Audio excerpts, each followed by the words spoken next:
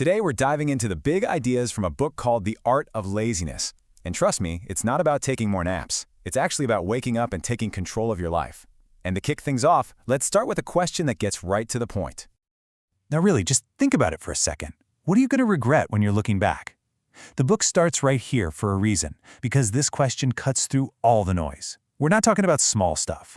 We're talking about those huge, life-defining choices that we either grab with both hands or just let slip away. And you know what? That feeling of potential regret, that's exactly what we need to face head-on. This brings us to our first big idea, the high cost of laziness. And believe me, it's a price that's always paid in regret. Just look at this list of common regrets from the book. I mean, do any of these feel a little too familiar? Not going after what you love, just wasting precious time, maybe not looking after your health, or neglecting family. These aren't just vague worries, are they? They are the very real results of just not doing anything. And this quote, this just nails the biggest trap we all fall into. We wait, right? We wait for that perfect moment to start the business, to take that trip, to finally get in shape. But the book makes it so clear. That perfect time, it's never going to show up. The only time you've actually got is right now. Okay, so if waiting is the trap, how do we get out? How do we break that cycle of waiting and regretting? Well, the book's answer is incredibly powerful, and it's actually pretty simple. It all starts with a major mindset shift. You have to take complete 100% responsibility for your life. This right here is one of the most important things to get. And yeah, it might sound a little harsh at first, but think about it. It's also incredibly freeing. Waiting around for a hero or for some lucky break or for someone else to come and fix things for you, that's the real trap. The book is very clear. Your life is in your hands. You've got to be your own hero. So to really drive this point home, the book tells this amazing little story. Picture this. A mother sparrow and her little chicks are nesting in a big field of wheat. One day, the farmer who owns the field comes by and says out loud, "Tomorrow, I'm going to ask my sons to help me harvest." The baby birds totally freak out. But their mom? She's completely calm. She knows something fundamental about people. Talk is cheap. And of course, a few days go by and nothing happens. The farmer comes back and this time he says, "Okay, I'll ask my neighbors for help." The mother sparrow, still not worried. But then one evening, he comes back and says, "That's it. Tomorrow I will cut this wheat myself." And right then, the mother sparrow turns to her kids and says, "It's time to go." The lesson? It's so simple. When someone finally takes personal responsibility, you know things are about to happen. So, here's the bottom line.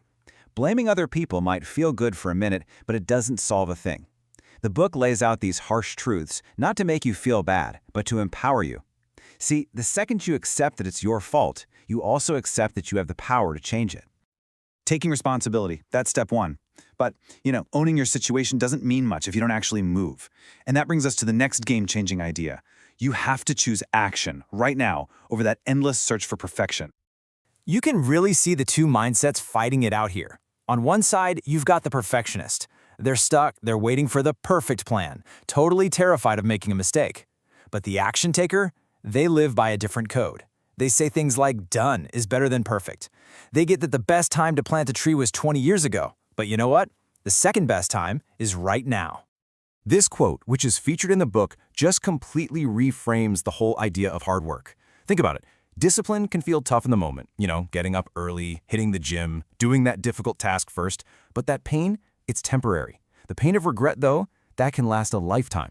So really, which one would you rather choose? The book basically sorts people into these three camps. You've got the vast majority, who never even get off the starting block. Then you have the quitters. They start with a lot of excitement, but they just fold the second things get tough. And then you have the 1%. And it's not that they're smarter or more talented, they're just way more persistent. They get that life is a marathon, not a sprint. But where does that kind of persistence even come from? Well, it's born from resilience.